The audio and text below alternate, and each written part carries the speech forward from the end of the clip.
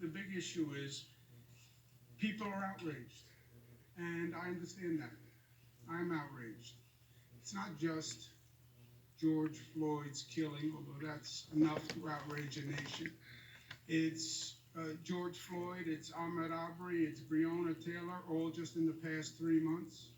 It's 30 years of Rodney King and Amadou Diallo and Sean Bell and Abner Louima, and the same case in states all across this nation, where only the name changes but the color stays the same.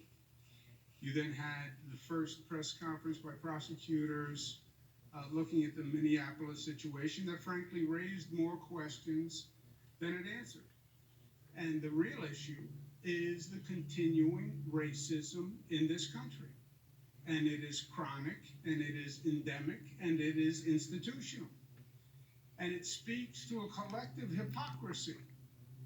We're very good in this country at telling other people how they should live their lives and how they should act, how we preach a high standard, but we still discriminate on the basis of color of skin. That is the simple, painful truth. But this is a moment for truth.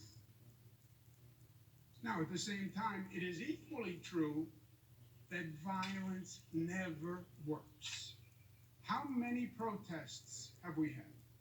How many nights have we gone through like last night? How many times have we burned down our own businesses, our own neighborhoods, and our own communities? Burning down your own house never works and never makes sense. Burning down your own struggling businesses, people who are trying to bring back the community, never makes sense. It dishonors Mr. Floyd's death. Mr. Floyd was not violent. Mr. Floyd was compliant.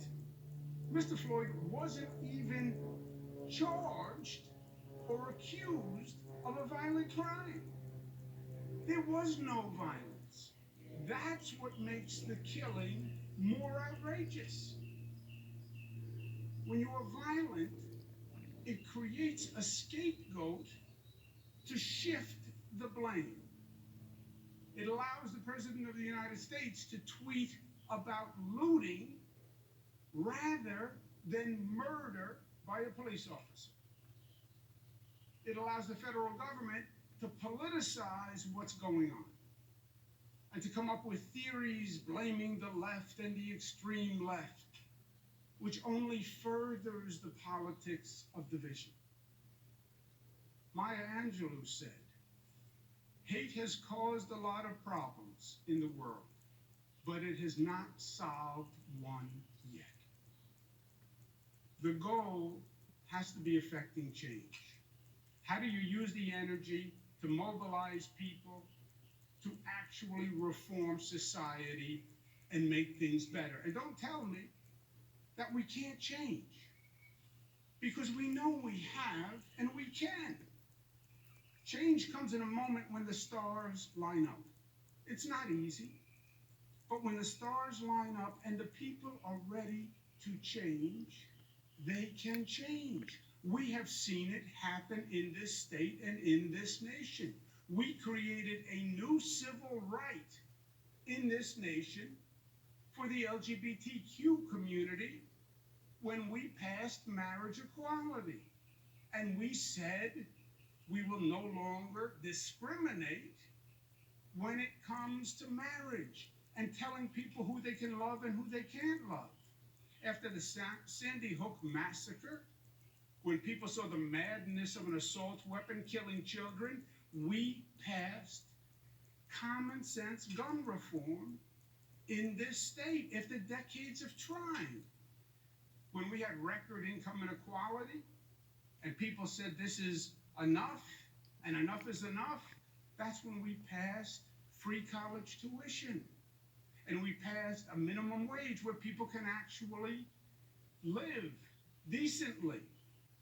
People can change.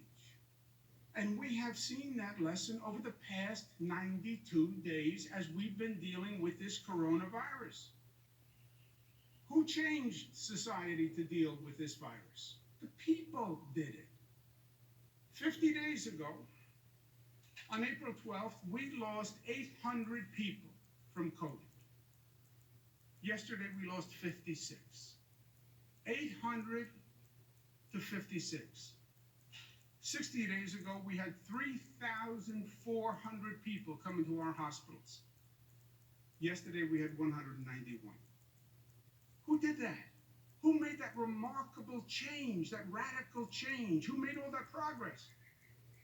Government leaders? Government did it? No. Let's be honest. Most government leaders denied that COVID was a problem. Most didn't know what to do, and if they knew what to do, they didn't know how to do it. It wasn't government. It was we the people. We the people forced that change and did it in weeks, literally. So of course we can change. And our challenge today is to use this moment, use this energy constructively, and demand real positive change. And articulate what the change is that we want. Be specific. We know what must be done. We know what we can do. We know what should be done. And we know what should be done immediately. Demand that the federal government and every state government pass a law that says allegations of police abuse cannot be investigated by local prosecutors because self-policing does not work, period. Allegations must be investigated by an independent outside agency.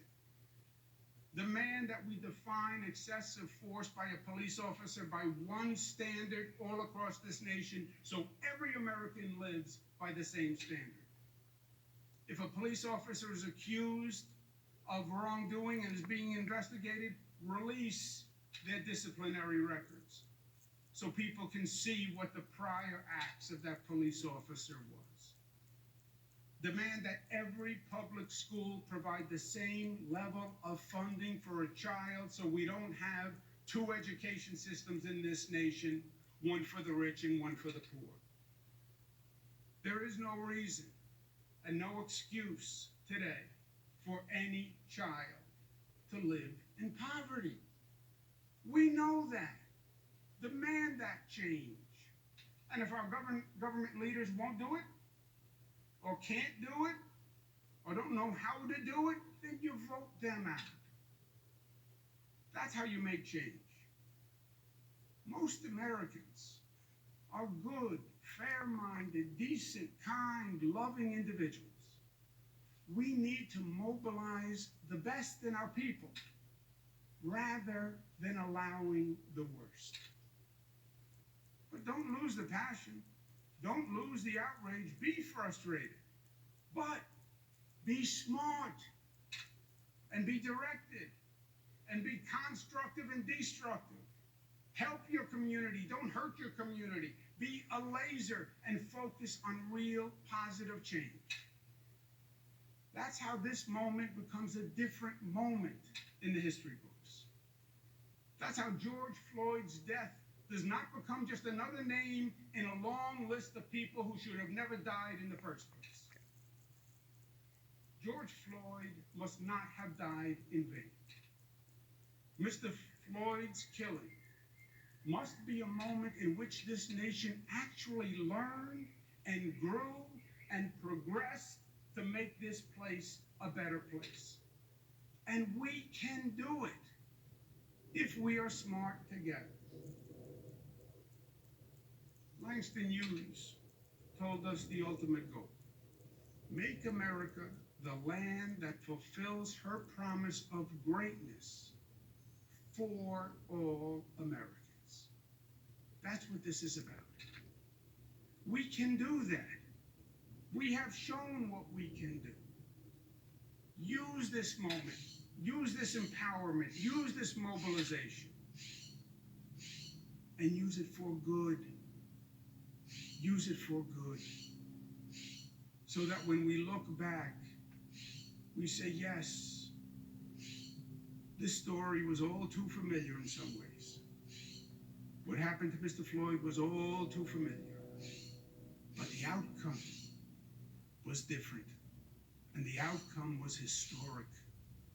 And it was actually a moment of positive change. That has to be our goal. All of us, from the angry young protesters on the street, frustrated, energized, lashing out, to government officials on both sides of the line, to the police officers, 99.9% of them who are good, hardworking people who are trying to help their community. It's a common goal. We just have to be smart enough to get there. Questions?